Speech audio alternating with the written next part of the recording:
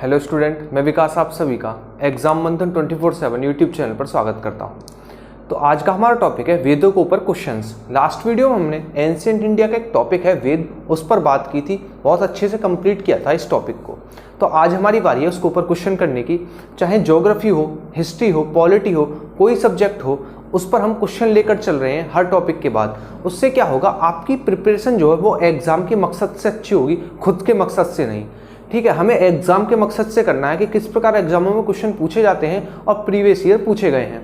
आपको बहुत ही भागना पड़ेगा, ढूंढने पड़ेंगे क्वेश्चन प्रीवियस ईयर ढूंढने के लिए।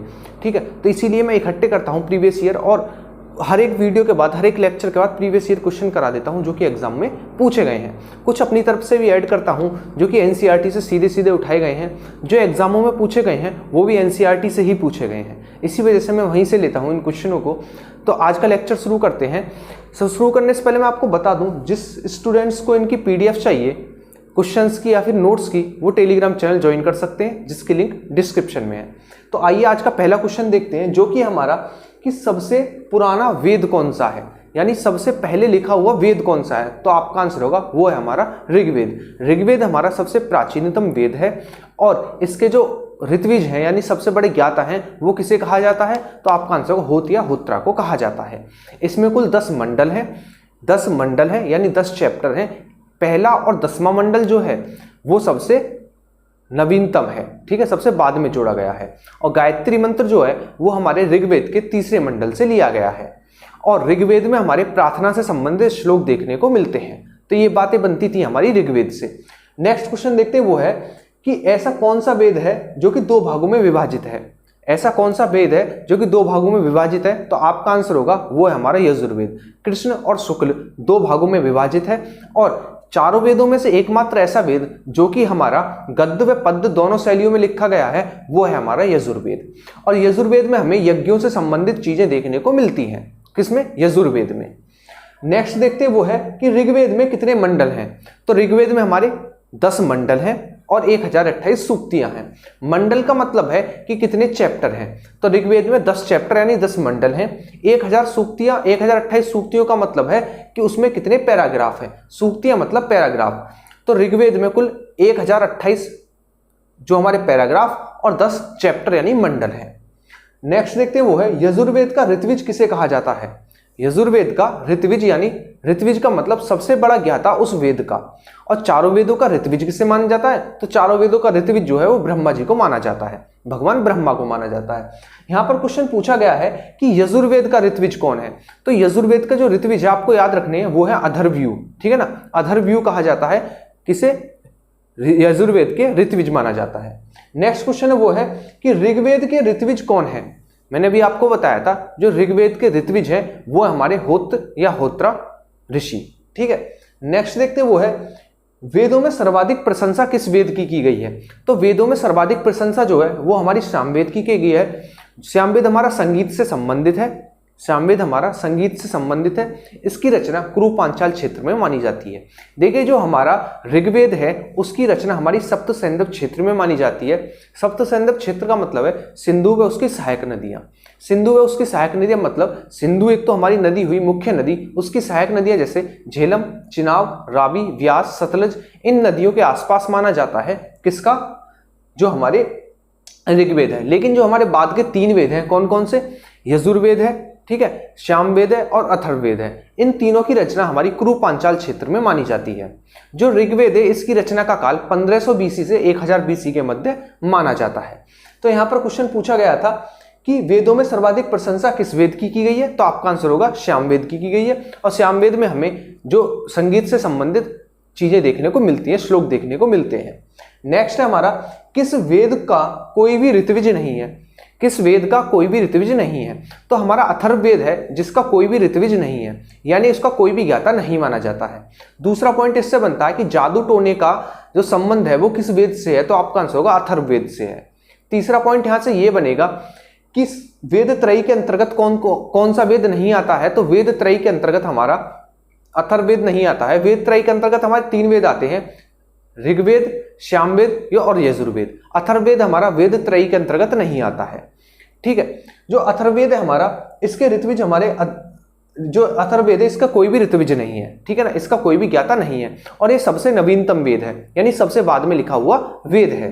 नेक्स्ट क्वेश्चन देखते हैं, वो है कि ऋग्वेद के उपवेद कौन सा है। ऋग्वेद का उपवेद कौन सा है? तो ऋग्वेद का जो उपवेद है वो है आयुर्वेद। कौन सा? आयुर्वेद। आयुर्वेद हमारा ऋग्वेद का उपवेद है।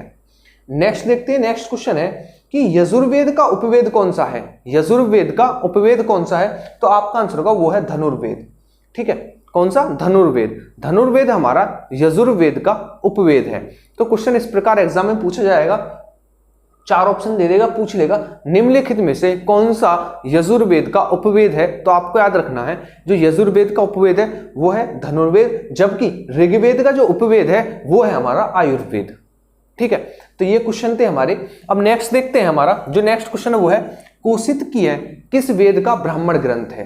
कोशित की है किस वेद का ब्राह्मण ग्रंथ है? तो आपको याद रखना है वो है हमारा ऋग्वेद का, जो कि हमारा प्राचीनतम वेद है। ऋग्वेद का हमारा ब्राह्मण ग्रंथ है कोशित की है।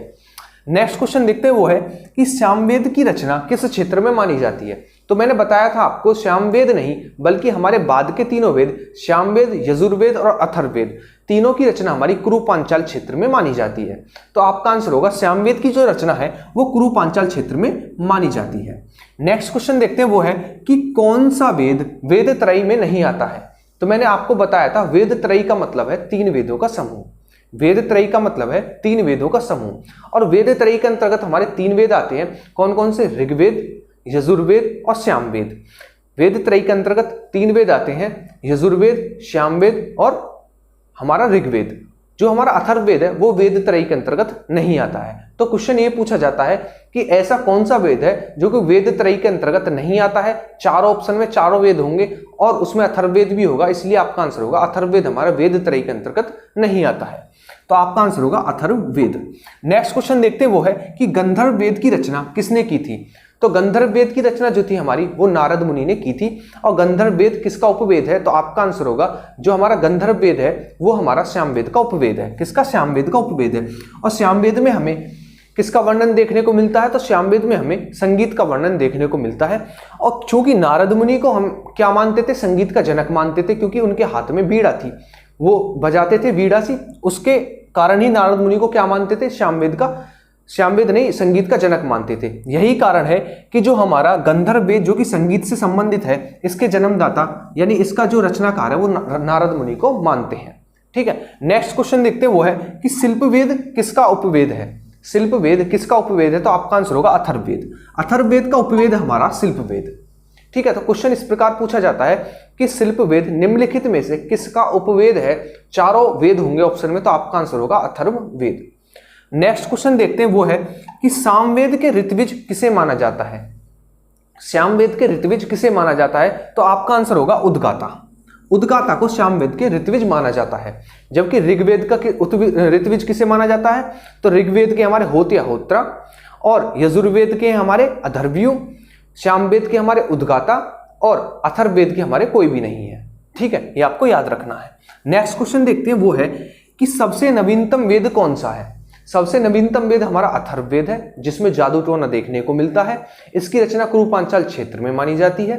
ये चीजें आपको इससे याद रखनी है। ये वेद त्रयी के अंतर्गत नहीं आता है। ठीक है, इसका कोई भी ऋत्विज नहीं है। ये बातें बनती है हमारी अथर्ववेद से संबंधित। तो क्वेश्चन था हमारा कि सबसे नवीनतम वेद कौन सा है, यानी सबसे बाद में लिखा हुआ वेद कौन सा है। तो आपका आंसर होगा वो है हमारा अथर्ववेद। अथर्ववेद हमारा सबसे नवीनतम या फिर सबसे बाद में लिखा हुआ वेद है। यहीं से क्वेश्चन बनेगा कि सबसे पुराना और सबसे पहले लिखा हुआ वेद कौन सा है, तो वो है हमारा ऋग्वेद। नेक्स्ट क्वेश्चन देखते हैं। जो नेक्स्ट क्वेश्चन हमारा वो है अपौरुषेय, श्रुति व संहिता किसे कहा जाता है। यानी जो हमारे 3 नाम है अपौरुषेय, श्रुति व संहिता, वो किस वेद के हैं। तो आपको याद रखना वो है हमारे ऋग्वेद के। किसके हैं? ऋग्वेद के हैं। अपौरुषेय, श्रुति और संहिता। अब समझते हैं कि संहिता का क्या मतलब होता है। संहिता का मतलब होता है मंत्रों का समूह। क्या मतलब होता है? मंत्रों का समूह होता है संहिता का मतलब। नेक्स्ट क्वेश्चन देखते हैं, वो है गोपद किसका ब्राह्मण ग्रंथ है। गोपद किसका ब्राह्मण ग्रंथ है? तो आपको याद रखना है वो है अथर्ववेद का। और गोपद नहीं बल्कि ब्राह्मण, गोपद और ब्राह्मण दोनों ही जो हमारे ग्रंथ है वो किसके ब्राह्मण ग्रंथ है? तो वो अथर्ववेद के ब्राह्मण ग्रंथ है। अथर्ववेद से संबंधित आपको कौन कौन सी बातें और याद रखनी है? पहला कि अथर्ववेद हमारा सबसे नवीनतम वेद है। दूसरा, इसमें जादू टोना देखने को मिलता है। तीसरा, इसकी रचना कुरु पांचाल क्षेत्र में मानी जाती है। चौथा, ये वेद त्रयी के अंतर्गत नहीं आता है। तो क्वेश्चन बनेगा कि वेद त्रयी के अंतर्गत कौन कौन से आते हैं? तो वेद त्रयी के अंतर्गत हमारे 3 आते हैं। कौन कौन से? ऋग्वेद, यजुर्वेद और सामवेद। ये चीजें आपको याद रखनी है, ये अथर्ववेद से संबंधित। नेक्स्ट क्वेश्चन है वो है कि यज्ञों से संबंधित हमें जो बातें देखने को मिलती हैं वो किस वेद में देखने को मिलती हैं? तो यज्ञों से संबंधित बातें हमें यजुर्वेद में देखने को मिलती हैं। और यजुर्वेद से आपको क्या क्या चीजें याद रखनी है वो भी समझ लीजिए। जैसे कि हमारा यजुर्वेद 2 भागों में विभाजित है, कृष्ण व शुक्ल। चारों वेदों में मात्र एक ऐसा वेद है जो कि 2 भागों में विभाजित है। कौन कौन सा? कृष्ण व शुक्ल। पहली चीज तो आपको याद रखनी है। दूसरा कि यजुर्वेद गद्य व पद्य दोनों शैलियों में लिखा हुआ है। तीसरी चीज आपको याद रखनी है कि इसकी रचना कुरु पांचाल क्षेत्र में मानी जाती है।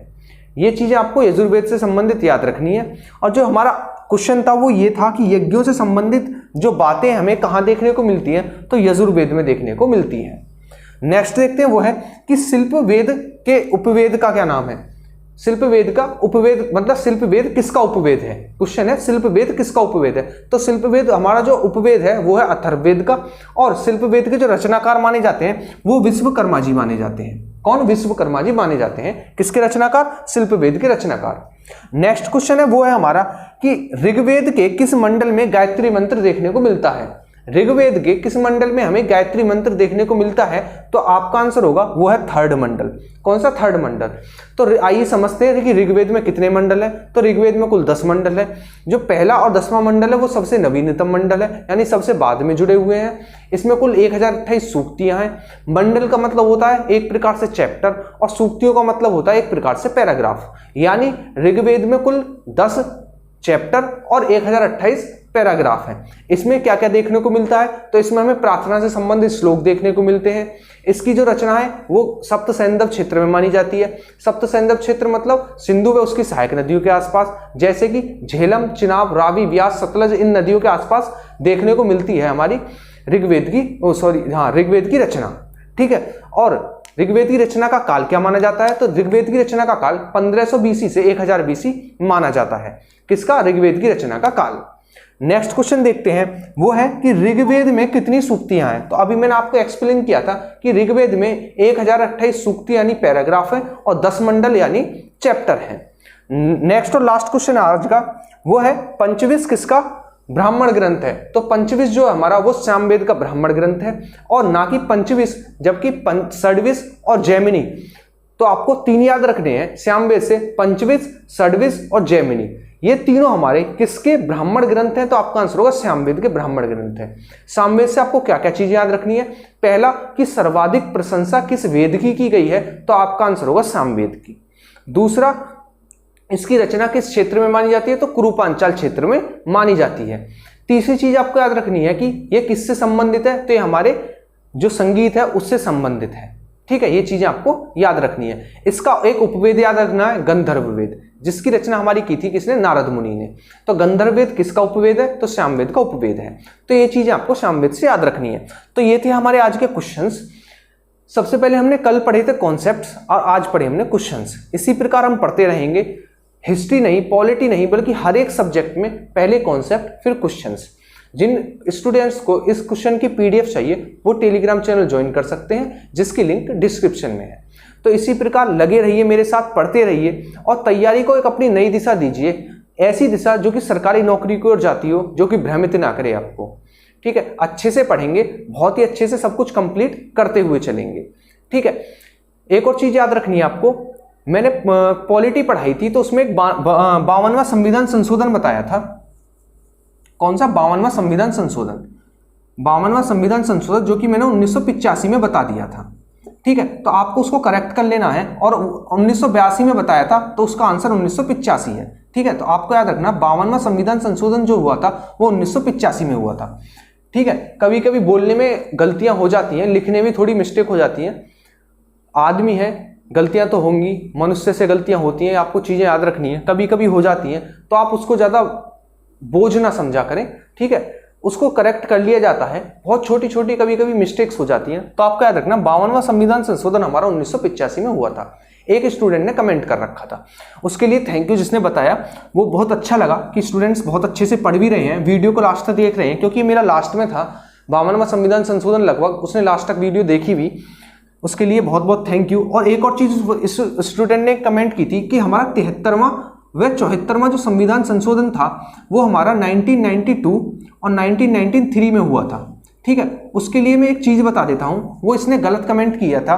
मैंने पहली बात तो जब पढ़ाया था तब बताया था कि 1992 और 1993 में हुआ था। ठीक है, लेकिन दोनों कभी भी सन नहीं आते हैं एग्जाम में। जो अधिकतर माना जाता है वो 1993 माना जाता है, जो 73वां है उसके लिए 1992 माना जाता है, जबकि 74वें के लिए 1993 माना जाता है, ऐसा माना जाता है। हालांकि हुए दोनों सन में थे। अब देखिए संविधान संशोधन एक ही सन में होगा, ऐसा तो है नहीं कि 92 में भी हुआ हो 93 में भी हुआ हो, लेकिन ऐसा माना जाता है कि दोनों साथ में हुए थे और ये नेक्स्ट ईयर हुआ था 74वां।